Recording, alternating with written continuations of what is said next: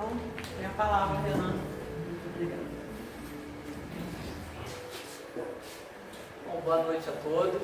Boa noite. Eu costumo dizer que todos nós, que fazemos esse trabalho da oratória, da graça espírita, que buscamos, através dos nossos estudos, levar uma mensagem para nossa reflexão nas reuniões públicas, a gente sempre costuma começar agradecendo a oportunidade do trabalho, a oportunidade de podermos compartilhar os nossos estudos. Mas quando eu venho ao geral, esse agradecimento ele deve ser diferente, porque aqui é uma casa, realmente uma casa co-irmã do Grupo Espírita Jesus e Maria, que é de onde eu, Marcelo e outros trabalhadores frequentamos, e certamente temos um carinho muito grande por essa casa aqui. Então, a gente desde já agradece a oportunidade, ainda mais sendo num momento tão importante, a última reunião pública do ano, não é? Esse momento de mudanças, esse momento do recomeço, né? E é exatamente essa ideia que nós trouxemos para trabalhar, discutir hoje. Teremos uma reunião poética hoje. Vamos usar 2 poemas de autores não espíritas, mas que são autores importantes na literatura brasileira, e refletir, levando em consideração os ideais do Espiritismo, acerca da mensagem que está sendo transmitida nesses poemas. Então, como foi falado no início, né, existe uma mensagem do Carlos Drummond de Andrade, se eu não me engano, que costuma dizer que um ano, ou 365 dias, são suficientes para nos levar ao esgotamento, né? A gente começa muito bem, mas quando chega no final do ano, estamos todos estafados. Mas aí vem uma nova oportunidade de mudança, a oportunidade que nos dá um gás novo para buscar esse novo recomeço. Então, aquele indivíduo que criou o calendário e o dividiu em 365 dias foi um indivíduo genial, pois ele nos dá a oportunidade a cada 365 dias de renovar as nossas esperanças, mudar as nossas concepções, melhorar aquilo que não foi tão bom no ano anterior, mudar aquilo que nós possivelmente tenhamos cometido de erro. Essa é a dádiva que esse calendário nos dá. Comparado ao que nós podemos falar dentro da doutrina espírita, a reencarnação, que nada mais é do que uma oportunidade que nós temos de reaver aqueles débitos que foram adquiridos no passado e melhorar aquilo que nós já temos de virtudes, não é? Então, é hora de recomeçar. Eu vou começar utilizando um poema bem curtinho de um autor importantíssimo, um dos maiores nomes da literatura brasileira, o poeta Mário Quintana, que escreveu um poema intitulado 666. Mas esse poema ele é mais conhecido como O Tempo. E ele diz o seguinte: a vida é o dever que nós trouxemos para fazer em casa. Quando se vê, já são 6 horas. Quando se vê, já é sexta-feira. Quando se vê, já é Natal. Quando se vê, já terminou o ano. Quando se vê, perdemos o amor da nossa vida. Quando se vê, já se passaram 50 anos. Agora é tarde demais para ser reprovado. Se me fosse dado um dia, outra oportunidade, eu nem olhava o relógio. seguiria sempre em frente, iria jogando pelo caminho a casca dourada e inútil das horas. Seguraria o amor que está à minha frente, diria que o amo. E tem mais, não deixe de fazer algo que gosta devido à falta de tempo. Não deixe de ter as pessoas ao seu lado por puro medo de ser feliz. A única falta que terá será a desse tempo que, infelizmente, nunca mais voltará. Essa é a mensagem de abertura que nós trouxemos para refletir sobre o que nós estamos fazendo do nosso tempo. Quantas vezes nós utilizamos esse tempo para coisas desnecessárias, coisas que talvez serão inúteis para o nosso objetivo maior, que é o progresso espiritual, e simplesmente damos lugar às vaidades, às coisas do mundo, não é? Tudo isso muitas vezes nos faz refletir depois de um longo tempo, sobretudo quando chegamos a uma fase já da meia-idade para a terceira idade, né?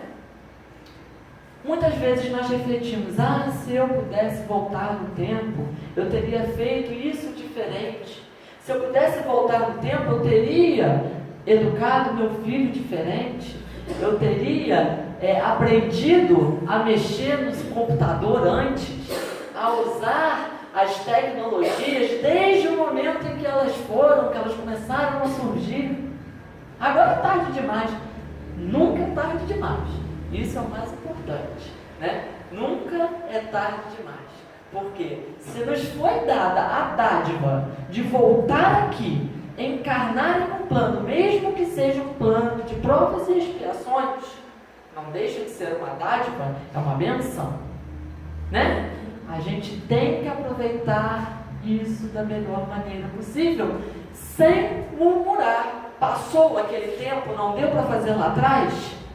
Lamentamos, mas dá para fazer a partir de agora, por que não? Talvez não na mesma proporção, mas um pouquinho, por que não? Não é? Muito bem. Aí, por muitas vezes, a gente pensar nessas situações que nos levam a imaginar a impossibilidade de fazer algumas coisas que foram perdidas no tempo, Chico Xavier nos trouxe uma das suas mais emblemáticas mensagens que nos leva a colocar novamente os pés no chão e relembrar que sempre é possível. Ele diz: embora ninguém possa voltar atrás e fazer um novo começo, qualquer um pode começar agora e fazer um novo fim.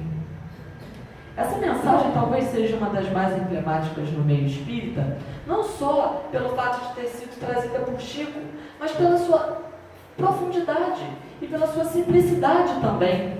Porque é muito fácil compreender, a gente não precisa ter o intelecto aprimorado, nada disso. A gente consegue entender perfeitamente na simplicidade das palavras de Chico Xavier que, embora o tempo tenha passado e erros tenham sido cometidos, o agora é um momento para reaver esses erros. Nunca é tarde para isso. Olha que coisa interessante. Agora, existem algumas barreiras a serem enfrentadas para que a gente consiga perceber exatamente isso. Algumas delas, o orgulho. Muitas vezes a gente precisa deixar de lado esse orgulho que nos, cada vez mais, um orgulho que mais se faz presente a cada dia no nosso dia a dia, para mudar as concepções de realidade. Se a gente não fizer, a gente vai estar dando combustível para continuar cometendo os erros, ao invés de mudar um pouquinho os nossos pensamentos. E garanto para vocês, nós que aqui estamos, já estamos buscando isso, senão não estaríamos aqui na Casa Espírita. Sabemos que uma coisa é ouvir entender, estudar o Evangelho de Jesus. Outra coisa é colocar em prática. Porém, se nós já estamos aqui ouvindo, eu sempre costumo usar a metáfora da sementinha. A sementinha está sendo plantada. E quando a semente está sendo plantada, mais cedo ou mais tarde, quando nós cometermos um erro, a gente vai ter certeza de que ele é de fato um erro e precisa ser revisto. Né? Quando a gente observar isso, mesmo que seja tarde aos nossos olhos, a gente pode começar a mudança. Aí entra a mensagem de Chico. Né? Não dá para voltar atrás, mas dá para começar a partir de agora. Né? Muito bem. Aí a gente vai para o segundo poema, que eu vou colocar em partes. Eu não vou ler de forma ininterrupta. Eu vou ler em partes com vocês e a gente vai analisando o poema à medida que a mensagem for sendo transmitida. Esse poema é um poema intitulado Recomeçar, que falsamente muitas pessoas colocam como de Carlos Drummond de Andrade, mas não. Ele é de um poeta e escritor chamado Paulo Roberto Gaerck, que é um escritor brasileiro, não muito famoso, mas não menos importante. Traz sempre suas mensagens interessantes.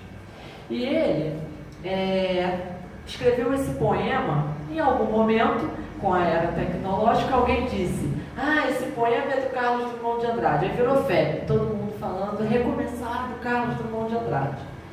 Não que a autoria vai mudar alguma coisa, mas é fato que a gente deve dar o crédito correto para quem fez, né?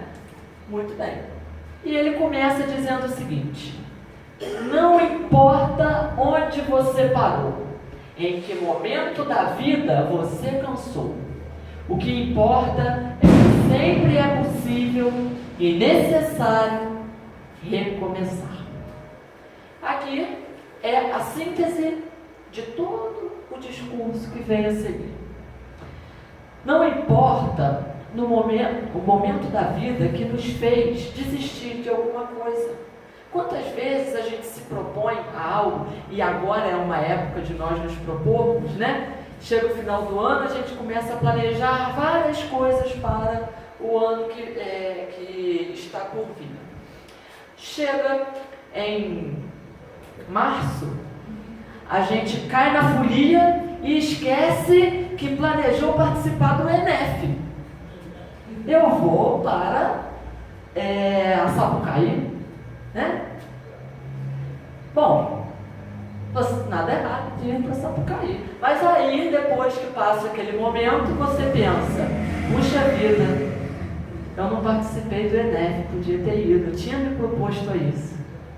Não importa onde você parou, em que momento da vida você cansou, o que importa é que sempre é possível e necessário recomeçar. No ano que vem, tem ENEF novamente, você vai ter outra oportunidade. Agora, não adianta a gente ficar se martirizando, né? Porque o tempo não volta. Outra situação: quantas vezes a gente, em família, discute inesperadamente, porque ninguém discute por querer, né? Arruma uma briga com um irmão, com o pai, com o marido, com a esposa, por querer. Ninguém chega em casa pensando: hoje é dia de arrumar briga. Mas, eventualmente acontece. A gente sabe que viver em família é muito difícil. Então, a gente tem os acontecimentos derradeiros, complicados de família, e depois que acontece essa situação, a gente tem várias reflexões. Alguns podem pensar assim: poxa, eu falei aquilo, mas eu podia ter ido mais longe, podia ter esmagado mais ela com o meu discurso de ódio. Outros pensam: poxa, eu acho que eu fui muito rude. Eu posso ter ferido demais aquela pessoa com as minhas palavras. Em um momento ou em outra, em uma circunstância ou em outra, a gente sempre para pensar com calma depois daquela situação. E a gente vem à casa espírita para quê? Para depois que essas situações ocorrerem, que de fato ocorrem, a gente pense em se reaver, em se reabilitar. E não em piorar aquela situação que já foi uma situação tão difícil, não é? Então a gente pensa, agora é a hora de voltar atrás e reaver aquilo que eu cometi, aquele mal que eu fiz. Ah, mas eu não estava errado, eu estava certo. Ela me ofendeu muito mais. Pode ser, mas o próprio Divaldo Franco costuma dizer: o mal que o outro faz para mim é problema dele, mas o mal que eu faço para o outro, esse é problema meu. Então, quando a gente tem a consciência de que uma pequena palavra pode ter ofendido o outro, a minha obrigação é voltar atrás e tentar minimizar aquele problema. Não é? Mesmo que o outro não aceite, mesmo que o outro não lhe peça desculpa, da sua parte, você está fazendo. Continuando o poema, ele diz: recomeçar é dar uma nova chance a si mesmo, é renovar as esperanças na vida e, o mais importante, acreditar em você de novo. Aqui a gente relembra um dos principais ensinamentos que o nosso Mestre Jesus nos trouxe: amar a Deus sobre todas as coisas e ao próximo como a si mesmo. São ensinamentos em cadeia, um dependente do outro. Eu preciso amar a Deus, eu preciso amar ao próximo e eu preciso amar a mim mesmo. São 3 em 1. Porém, quando eu quero amar a Deus sem amar a mim mesmo, certamente eu vou ter um empecilho no caminho. O primeiro passo para a gente alcançar esse amor a Deus que Jesus nos propôs é o auto-amor, é o amar a si mesmo. Depois a gente vai amar ao próximo, porque eu não posso amar o outro se eu não me amo, porque eu só consigo dar a ele aquilo que eu tenho em mim. Se eu não amo a mim mesmo, como que eu vou amar a Dona Conceição, mesmo sendo essa pessoa maravilhosa, carinhosa, com esse sorriso delicioso que sempre abraça a gente? É difícil, não é? Gostou, né? Fiz um jabá aqui. Então, é possível que a gente comece a acreditar na nossa capacidade de mudança. Acreditar em você de novo faz parte do recomeço. Eu posso. A gente deve sempre repetir esse mantra, se assim podemos dizer. Está na dúvida? Eu posso. Se eu me esforçar, por mais difícil que seja, eu vou conseguir. Não é? Olha só que interessante. Os nossos queridos irmãos lá do SOP. Ontem foi a formatura deles na alface. Alguns se alfabetizaram, não é? Com todas as limitações, com todas as dificuldades que eles têm. Por quê? Porque eles acreditam naquele que está ali com eles, ensinando, passando aquele amor em forma de palavras. E aí eles colocam em si a imagem de que são capazes. É isso que nós devemos fazer conosco também, porque nós somos. E quando a gente mostra para o outro que é capaz, o outro também se sente capaz, porque o exemplo é o melhor caminho. O filho que está aprendendo, está adquirindo ainda a sua formação moral, ética, no período da infância, quem é que ele vai se espelhar? Nos pais. E se os pais têm uma diretriz moral baseada, logicamente, em bons ensinamentos, certamente serão esses bons ensinamentos que vão nortear o futuro daquela criança. Não é? Porque eles pensam assim, indiretamente, lógico. Nós pensávamos assim quando crianças: poxa, o meu pai, ele é motorista de ônibus, mas ele consegue dirigir aquele ônibus enorme. Olha que coisa genial! É um exemplo, né? E se ele pode, um dia eu também vou poder. Eu até posso, mas eu não quero, né? Dirigir um ônibus. Eu prefiro o carro. Mas, se eu quisesse, eu poderia, a partir do exemplo que eu tive, né? Então, o bom exemplo começa pelo acreditar em nós mesmos. E o recomeço de agora virou o ano. Os fogos silenciosos, a gente espera, né? Para não atrapalhar os nossos animaizinhos que sofrem tanto nessa época. Eles vão indicar o recomeço, uma nova etapa, mais 365 dias.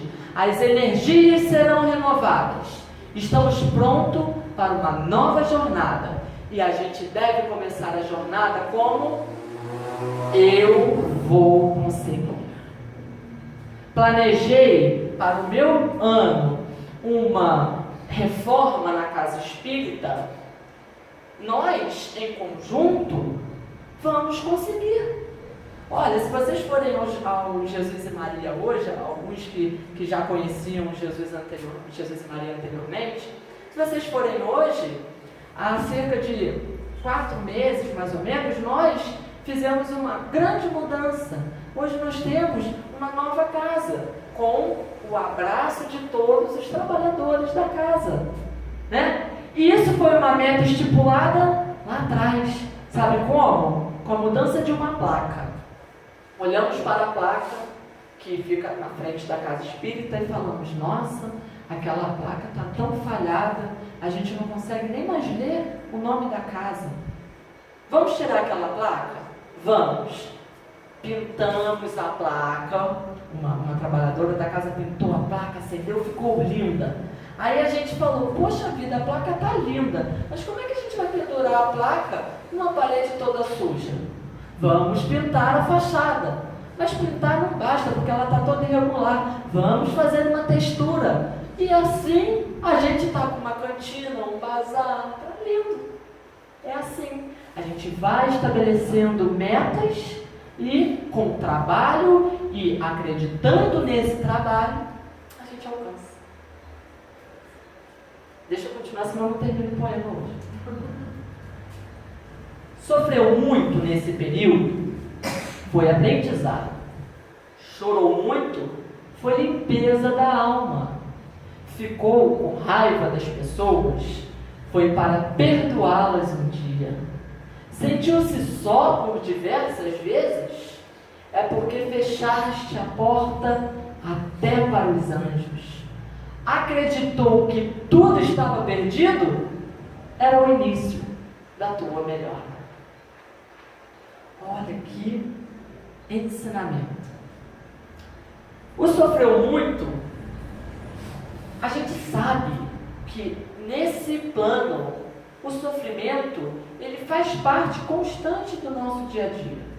Mas a gente aprende tanto com ele, não é?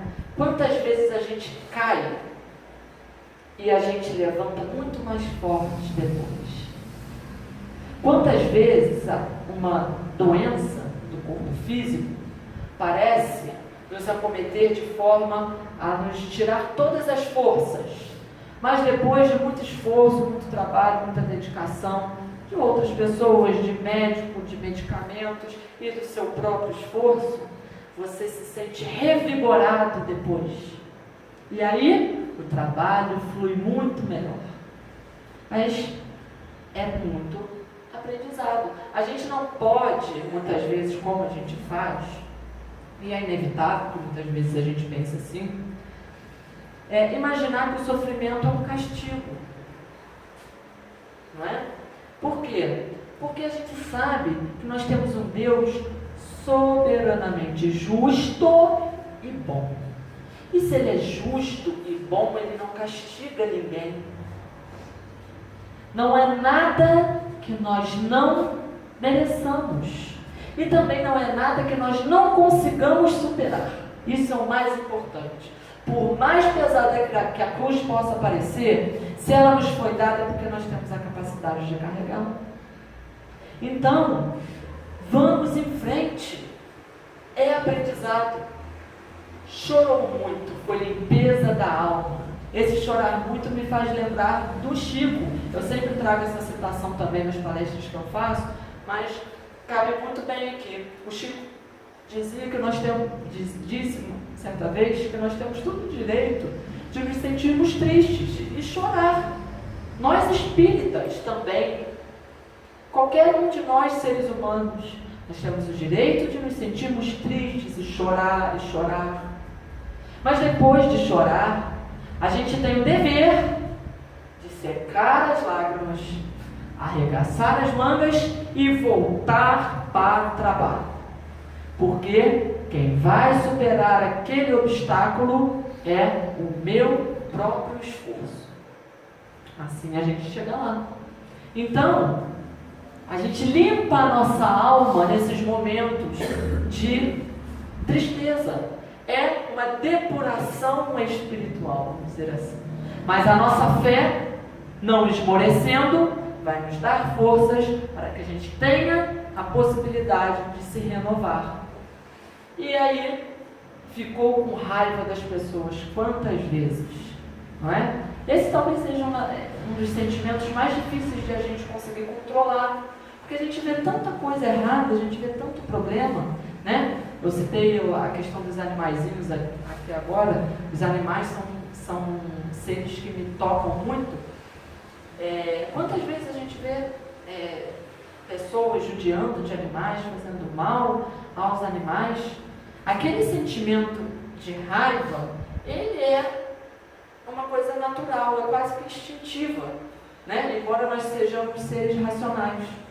Porém, a gente trabalhando esse ato instintivo da raiva, a gente consegue perceber que é preciso entender o outro lado, embora seja difícil. E aí a gente busca a prática do perdão. Se nós sentimos raiva das pessoas, foi para perdoá-las um dia. Francisco de Assis já dizia pra gente, é perdoando que se é perdoado. Não é? Está aqui, né? É perdoando que se é perdoado. Continuando. Sentiu-se só por diversas vezes. A solidão talvez seja uma das sensações que nos leva a um dos principais males da nossa sociedade atual, que é a depressão, que são os transtornos psicológicos, né? Muitas pessoas se sentem só. E essa solidão, muitas vezes, é exatamente porque a gente não percebe, eu volto no que a gente falou anteriormente, a gente não percebe a nossa capacidade de superar os problemas. A gente não acredita na gente. E o recomeço depende do acreditar em você de novo. Então a gente fecha as portas, até para os espíritos que querem nos ajudar. Esse fechar essas portas até para os anjos é exatamente isso. Como que a gente fecha as portas? Vibrando na mesma faixa daqueles espíritos que estão querendo nos atrapalhar. Se eu tenho o meu pensamento só em coisas negativas, se eu só ouço músicas que trazem mensagens negativas, se eu só assisto programas de televisão que falam de tragédia, de morte, de coisas negativas, eu estou colocando a minha faixa vibratória de pensamento negativamente também. E aí a gente fecha as portas para aqueles que estão prestes a nos ajudar. É uma barreira. Acreditou que tudo estava perdido, era o início da tua melhora. É o chamado fundo do poço. Já ouviram falar? Quantas vezes a gente se acha lá no fundo do poço, se sente a titica do cachorro, não é? E aí, desculpa o palavreado, E aí a gente volta, depois de um exemplo qualquer, talvez uma pessoa que passa ao nosso lado e estica a mão para nos levantar. Esse exemplo talvez seja o suficiente para nos voltar para o centro do nosso objetivo e a gente volta a melhorar. Então, muitas vezes, quando a gente está achando que a dificuldade já não tem mais como piorar, a gente está certo. Por quê? Porque se a gente se esforçar, aceitar o que os outros falam, ajuda sem orgulho, a gente vai conseguir melhorar. Continuando. Pois é, agora é a hora de reiniciar, de pensar na luz, de encontrar prazer nas coisas simples de novo. Olha quanto desafio, quanta coisa nova nesse mundão de meu Deus te esperando. Eu acho que isso é o mais importante, a gente perceber, ou voltar a perceber, que as coisas simples talvez sejam aquelas que fazem mais diferença no nosso dia a dia, não é? A gente vê tanta coisa errada que quando a gente vê um pequeno gesto de caridade, de amor ao próximo, por mais simples que ele seja, a gente volta a ter esperança na sociedade novamente, não é? Percebam o seguinte, há talvez cerca de um mês, a gente viu, talvez todos vocês tenham tido conhecimento, porque ficou muito famoso esse caso, de um segurança espancando um cachorro na frente de uma loja, acho que foi em São Paulo, se não me engano. E aí houve uma revolta muito grande, as pessoas falando sobre a atitude, e principalmente aquelas que protegem os animais, têm amor pelos animais. A gente viu, através de um exemplo muito ruim, vários exemplos muito bons. Quantas lojas depois foram fotografadas deixando os cachorros se refrescarem no ar-condicionado na porta, ou simplesmente colocaram um potinho de alimento ou de ração, de água na porta da loja para os cachorros de rua se alimentarem e beberem água. Então é um exemplo ruim que nos faz talvez lembrar de que é preciso uma pequena atitude para mudar o mundo. Não é? Olha que coisa interessante. A gente fala tanto das coisas ruins que acontecem, como que pode ser o Brasil, o coração do mundo, a pátria do Evangelho, com tanta corrupção, com tanta desgraça, tanta violência. São as coisas ruins que nos fazem, que nos levam a perceber que é preciso mudar. Né? Um ano e meio atrás, ocorreu uma catástrofe na costa dos Estados Unidos, um furacão que devastou aquela parte daquelas ilhas do Caribe e nos Estados Unidos na costa, Miami, Flórida, uma coisa assim. Muitas pessoas morreram e o que foi noticiado? O furacão, a desgraça, as mortes. Ok, importante a gente ficar sabendo. Mas a ênfase é dada exatamente na desgraça. No dia seguinte, nós tínhamos filas dobrando quarteirões em hospitais de Miami com pessoas para doar sangue para aquelas que tinham sido internadas, vítimas da tragédia. Isso foi noticiado? Pouquíssimas pessoas ficaram sabendo que muitos corações bondosos estavam enfrentando filas em hospitais para doar sangue para as vítimas daquela catástrofe. Não é? É uma situação ruim que faz com que a gente tenha atitudes boas.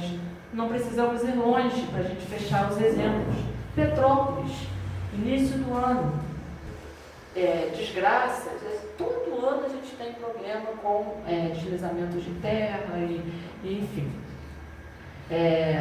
Há poucos meses atrás, no início do ano, nós tivemos algumas famílias que perderam suas casas, e a mobilização que é feita após uma tragédia é tão grande de pessoas querendo ajudar, que a quantidade de roupas, a quantidade de alimentos, de água potável que é doada, ela muitas vezes supera a necessidade daquelas pessoas.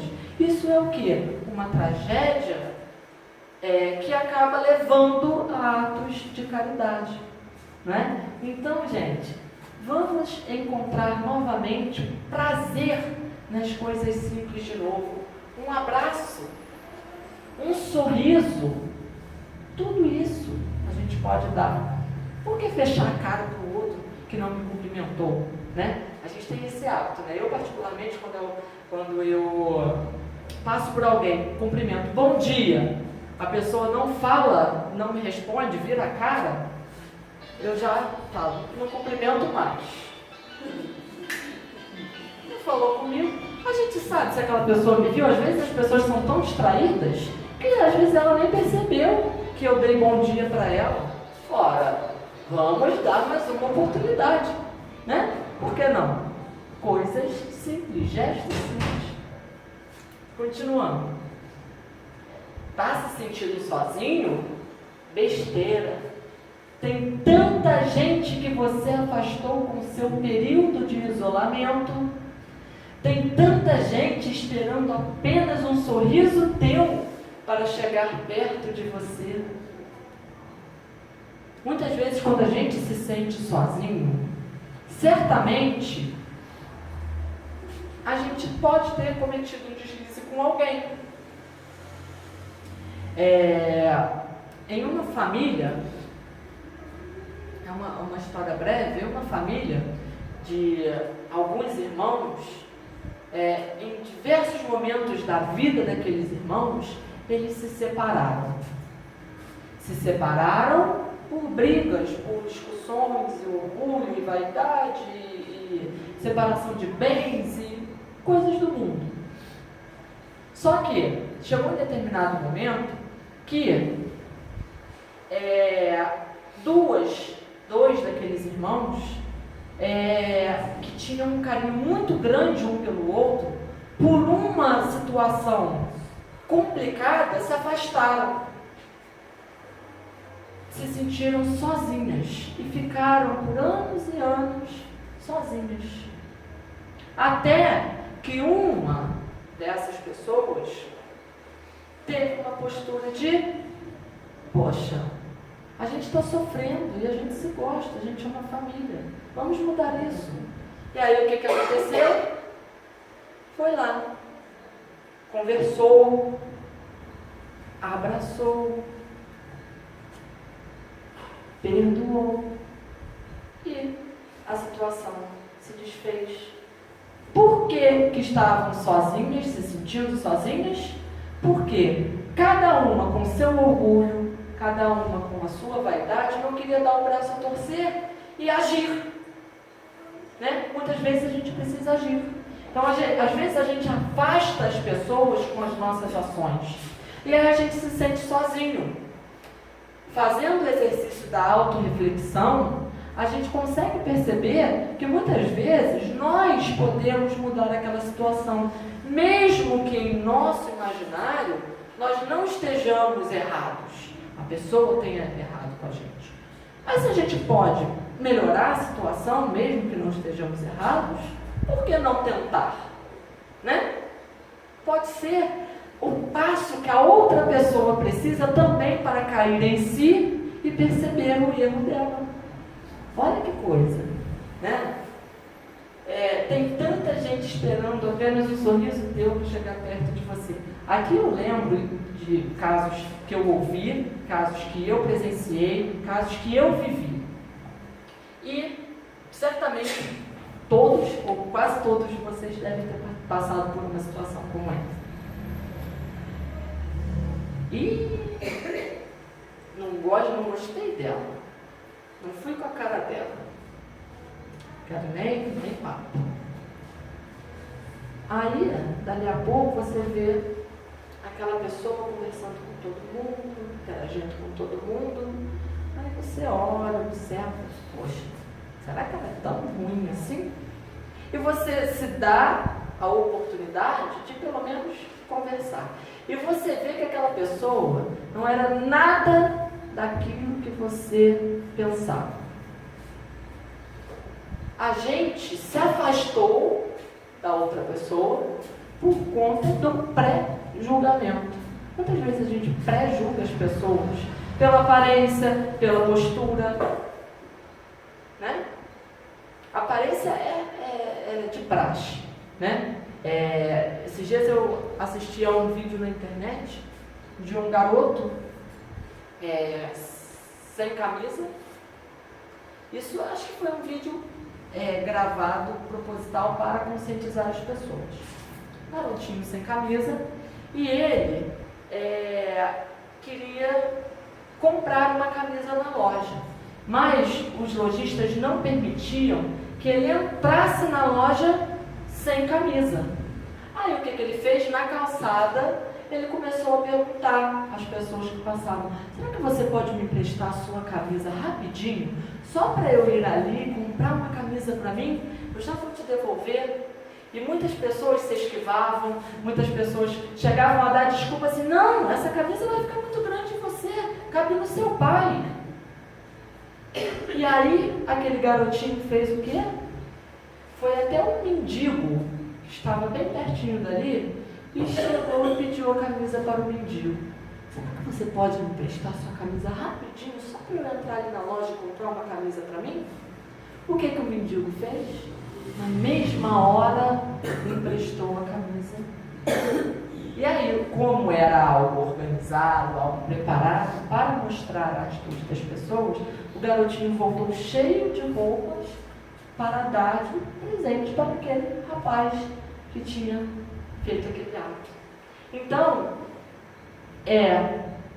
quando a gente menos espera, que a gente tem a oportunidade de aprender demais, não é?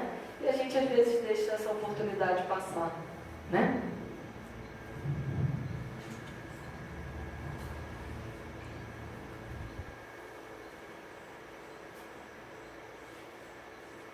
Quando nos trancamos na tristeza, nem nós mesmos nos suportamos. Ficamos horríveis. O mau humor vai comendo o nosso fígado. Até a boca fica amarga.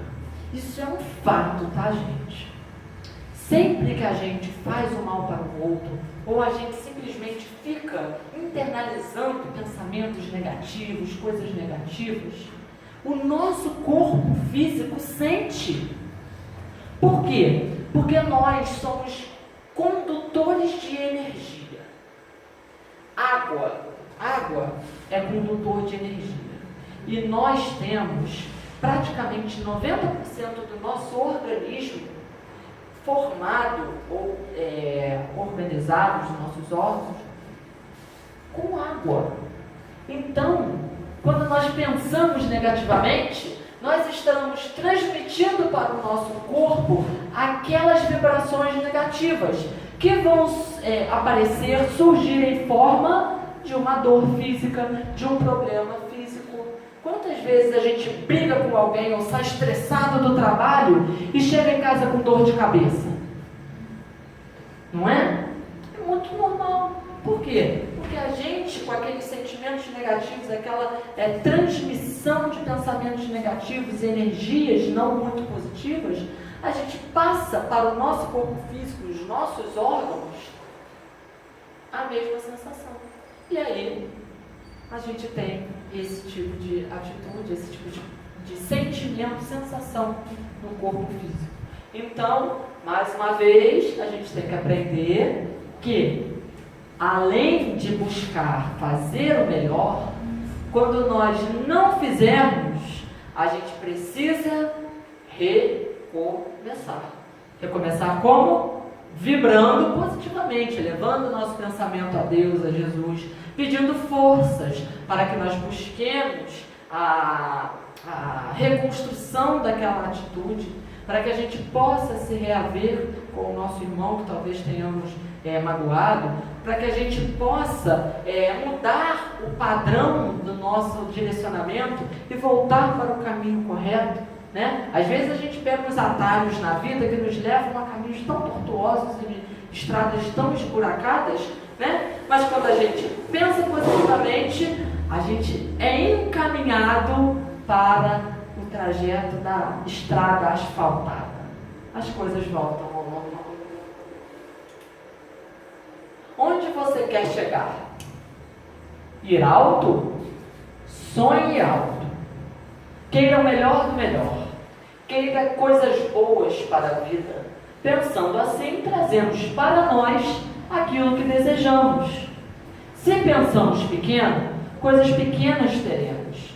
Já se desejarmos fortemente o melhor e principalmente lutarmos pelo melhor, o melhor vai se instalar na nossa vida. Importante destacar aqui que esses desejos, esses sonhos, essas metas, elas são muito importantes, diria indispensáveis na nossa vida. Como que a gente vai alcançar algo sem planejar o caminho, né? É preciso planejar. Porém, quando ele diz aqui, se pensamos pequeno, coisas pequenas teremos, a gente não pode pensar nesse pensar pequeno como algo material apenas, tá? A gente pode progredir materialmente, ter um carro, ter algo que talvez nos dê um pouco mais de conforto, lógico que sim. É importante nós nos sentirmos bem no nosso lar, na nossa vida social. Mas, sobretudo, nós não podemos pensar pequeno espiritualmente falando.